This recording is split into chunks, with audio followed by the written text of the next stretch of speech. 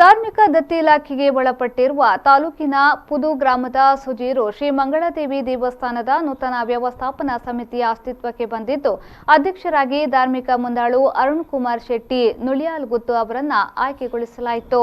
ದೇವಸ್ಥಾನದಲ್ಲಿ ಪುದು ಗ್ರಾಮ ಪಂಚಾಯತ್ ಪಿಡಿಒ ಹರೀಶ್ ಅವರ ಉಪಸ್ಥಿತಿಯಲ್ಲಿ ಈ ಆಯ್ಕೆ ನಡೆಯಿತು.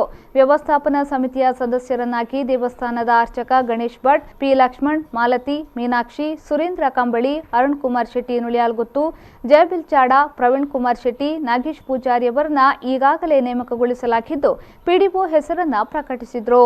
ಈ ಸಂದರ್ಭ ನೂತನ ಅಧ್ಯಕ್ಷರನ್ನಾಗಿ ಅರುಣ್ ಕುಮಾರ್ ಶೆಟ್ಟಿ ಅವರನ್ನ ಸರ್ವಾನುಮತದಿಂದ ಸದಸ್ಯರು ಆಯ್ಕೆಗೊಳಿಸಿದ್ರು. ಧಾರ್ಮಿಕ ಪರಿಷತ್ ಸದಸ್ಯ ಪೊಳಲಿ ಗಿರಿಪ್ರಕಾಶ್ ತಂತ್ರಿ ಉಪಸ್ಥಿತರಿದ್ದು ಮಾರ್ಗದರ್ಶನ ಮಾಡಿದ್ರು. ದೇವಸ್ಥಾನದ ಆನುವಂಶಿಕ ಅರ್ಚಕ ಅನಂತ್ ಭಟ್ ಉಪಸ್ಥಿತರಿದ್ದರು. ನೂತನ ಅಧ್ಯಕ್ಷರಾಗಿ ಆಯ್ಕೆಗೊಂಡಿರುವ ಅರುಣ್ ಕುಮಾರ್ ಶೆಟ್ಟಿ ನುಳಿಯಾಲ್ಗುತ್ತು ಅವರು 20 ವರ್ಷಗಳಿಂದ ಸುಜೀರು ಶ್ರೀ ವೀರ ಹನುಮಾನ್ ಮಂದಿರದ ಗೌರವಾಧ್ಯಕ್ಷರಾಗಿ, ದೈವರಾಜ ಕೋರ್ದಬ್ಬು ದೇವಸ್ಥಾನದ ಆಡಳಿತ ಮುಖ್ಯಸ್ಥರಾಗಿ, ವಿಶ್ವ ಹಿಂದೂ ಪರಿಷತ್ ಬಂಟ್ವಾಳ ಘಟಕದ ಮಾಜಿ ಅಧ್ಯಕ್ಷರಾಗಿ ಸೇವೆಯನ್ನ ಸಲ್ಲಿಸಿದರು.